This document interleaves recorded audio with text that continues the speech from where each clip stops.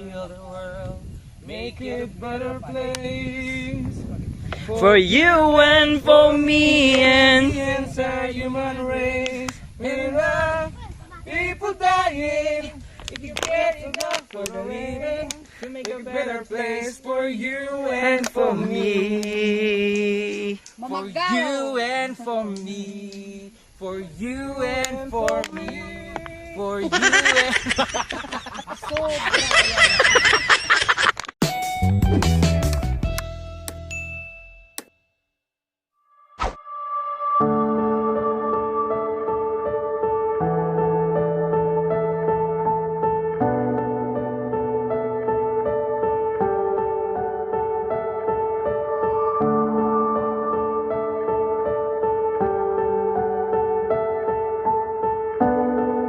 Magandang araw mga kababayan. So kasama natin ang pugong biyahero, si Sir Paul, Direk Frankie. And of course, yung guro nila dito sa Sitio Sandulan.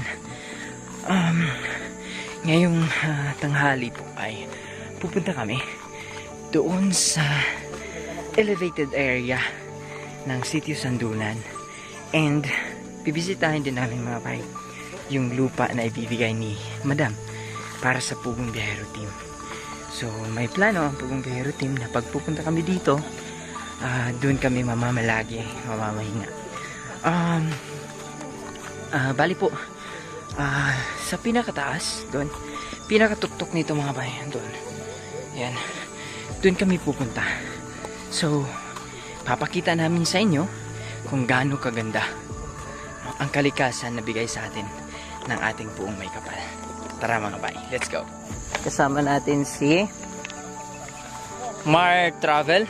Support niyo po siya mga bay. po, kanyang travels po. Please subscribe and share and like and share. Ano ba talaga sis? So saan tayo papunta ngayon sis? Okay. Ay sorry. Okay, papunta po tayo doon sa treehouse ni Sir Magno. At doon din ang lugar na ibibigay ni Madam Aida Shesa para sa team ni Pugong Biyahero para sa kanilang bagong rest place. Rest and peace! Ano yan sis? Mamamatay na kami sis. Okay, nandito pupunta po tayo doon sa lugar kung saan nakatirik yung bahay ni Nakatirik? Sir Magno. And doon din kusang loob na ibibigay ni Madam Aida Shesa yung bagong pabahay ni Madam para sa team ni Pugong Biyahero para meron sila kasisilyungan kung sila ay pupunta dito sa bundok po. And so andito tayo ngayon mga bay sa tree house na ginawa nila.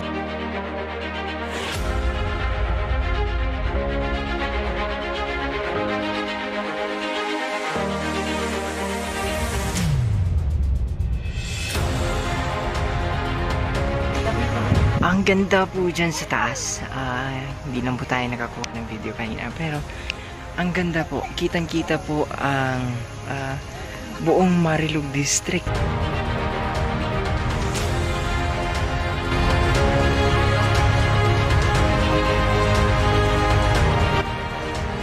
I belong to the world, heal the world, make it a better place For you and for me and the entire human race. Many love, people dying. If you get enough for the living, to make a better place for you and for me. For you and for me. For you and for me. For you and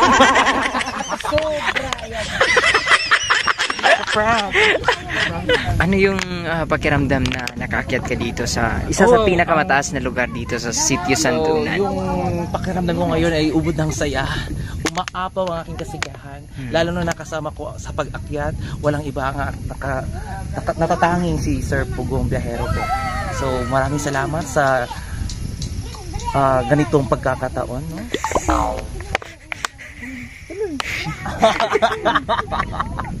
Ano sa daw, oy? Tuloy ka, oy!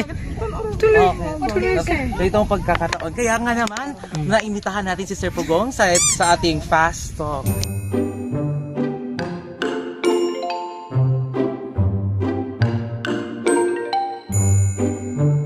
So, eto po mga bay ay parang bato, pero hindi naman to bato. Bato ito, hindi. Hindi. Ano ito? Bunga ano? Bunga ng kahoy. Bunga po daw ng kahoy ito mga bay. So, para siyang bato. Oh. Yan. Masakit to. Pwedeng ibalas sa tirador. Di ba? Pwede? So, para siyang bato. No? Para talaga siyang bato mga bay. Pwede bang magdala nito? Ha? Pwede. Sige, magdala tayo. Tutubo pa ba ito? Hindi na. Tutubo pa. Ayun, tutubo pa daw ito. Magdadala tayo nito. Ayan. At ang meron tayong parang remembrance din sa place na ito. Ayan. Madam, tutubo pa ba ito? Ha? Pwede magdala? Ayan. Remembrance namin. At least kahit pa paano ay masasabi ko na napunta ako sa lugar na ito. Sa napakaganda na lugar na ito. Parang you are kumbaga napaka-blessed. Ito. So ito yung pag tumubo na ganito. Napaka-blessed ninyo, napaka pinagpapala ninyo at nabigyan kayo ng ganito kaganda na tanawin, ganito kaganda na kalikasan. Before mo itatanim yan, lagyan mo ng ininit na tubig para madaling tumubo. Yung bagong kulo. Pakuluan ng tubig. Hindi siya mamamatay. Lagyan lang ng tubig. 10 minutes. 10 minutes. Sana tayo papunta ngayon. Doon tayo sa Balete Tree. Ay, okay. Okay, dalawa pala yan. Akala ko isa. Nandun sa baba ang... Tatlo yan. 3 kantos. So yun, pupunta tayo sa lugar na yun mga bay. Kung nakikita ninyo ang sobrang ganda po dun. Yan. So pababa na po kami, pupunta kami dun. Yan. At may dala tayong mga bato. Bato na liso. 10 minutes, no? 10 minutes. Okay. Yan, so pababa na po kami. Papunta doon sa may Balete. So may bahay doon. Kaninong bahay yun, Dato? Okay.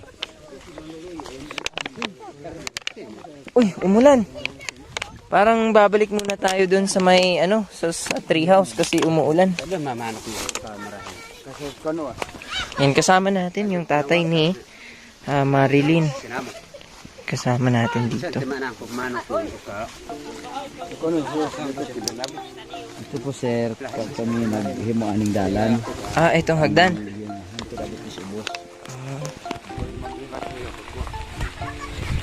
So, kayo ang gumawa. Kuya. Gumawa aning hagdan. Naulan nga. Balik tayo sa tree house.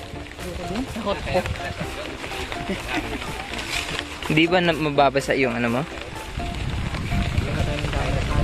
Pwede tayo magkuha ng dahon ng saging? Oo, sige. Maikat kayo? Simbo ah. Yeah, bahay na sir. Bahay na. Yan. Yan yung payong ng dalagang. Thank you. Ayan, binigyan tayo ng dahon ng saging. Ito yung payong dito. Miracle.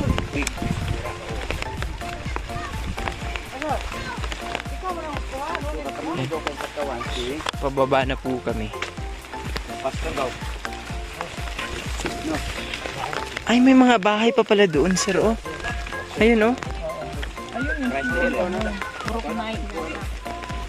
Hindi natin yung napuntahan pa, ano?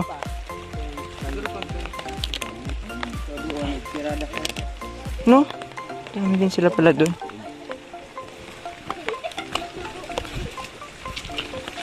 Basta una ko na. Sumananin mo sini. Sige, una ko. Yes, sige. So, tinatakbo lang nila. Tapos kami, hinay lang kami. Dahan-dahan lang kami tapos sila tumatakbo. Ang bibilis sa mga bata, kami hinay lang. Siri-siri ko.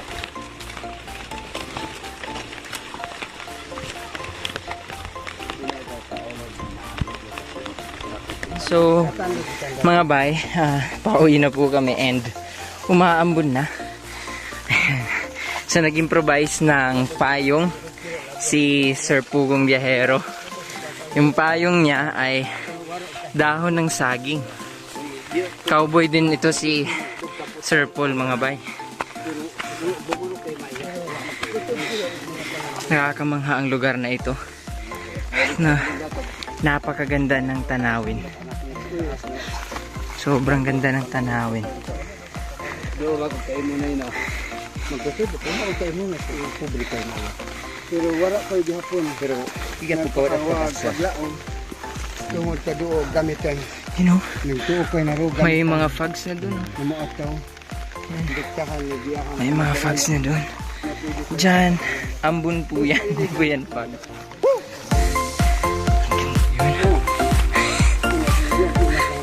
Yung pawis, yung ulan, nagmix na mga bay. Ayan, kasama natin yung tatay ni Marilyn, yung ilang mga dato dito sa sitio Sandunan. Ayan. So ngayon ay pupunta kami doon po sa may yung tinatawag nila dito na sacred place. So mananghid lang ta mga bay or magpapaalam lang po tayo sa kanilang bahay dito kung pwede tayong makatake ng video. So tara mga bay.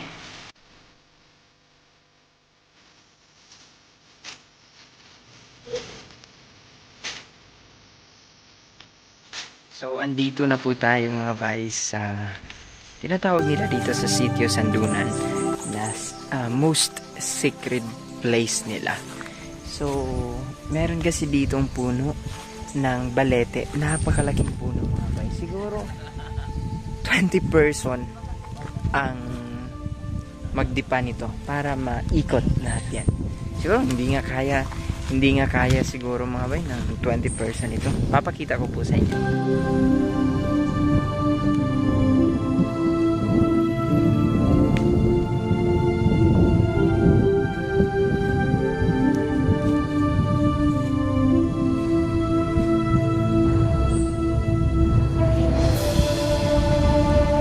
And eto po mga bay, napakalaki po. Kung napapansin ninyo, meron siyang mga ugat, no? Kanina, doon sa sinasandalan ni Direk, ayun, doon sa sinasandalan ni Direk, parang poste na nakasupport doon sa mismong, doon sa mismong sanga ng balete na to. So, parang may poste dyan, tapos support siya sa sangan na dyan, na yan. And dito din po, meron din siyang parang poste, no? Na nakasupport din sa sangang doon. Siguro ugat niya po siguro yan, hindi ko din masiguro mga bay, pero most probably ugat niya po yan na naging puno na, no, para masuportahan yung sanga na andyan. Eto, kung makikita ninyo, meron ding poste na yan. Ayun, that one, ano din niya yan, yung support niya din. Ayan. Support niya ba yan or puno yan? Parang support niya yan, no? So napakalaki, mga sanga niya pa lang mga bayo, sobrang laki na, di ba? Sobrang laki.